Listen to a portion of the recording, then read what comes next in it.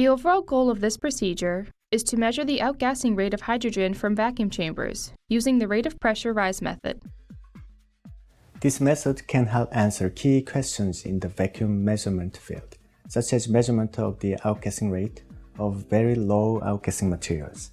The main advantage of this technique is that the outgassing rate can be systematically measured even from extremely low outgassing materials or relatively small samples. Demonstrating the procedure will be Se-Hyun Kim, a grad student from my laboratory.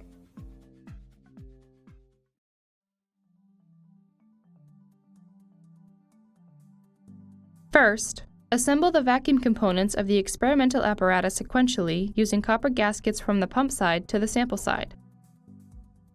Using a wrench, tighten all the flange joints face-to-face with a copper gasket, except the joint between the sample chamber and the chamber isolation valve. Using a level meter, adjust the spinning rotor gauge, or SRG flange assembly, in the sample chamber so that the axis of the SRG head is vertical. Tighten the flange joint between the sample chamber and the chamber isolation valve face-to-face while maintaining the SRG flanges level.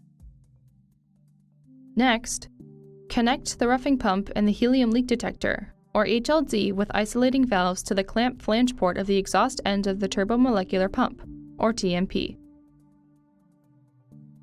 To perform a leak test, turn on the HLD.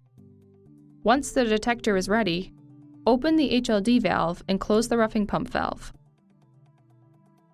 Pump down the setup using the HLD, waiting for approximately 30 minutes to pump out the residual helium gas.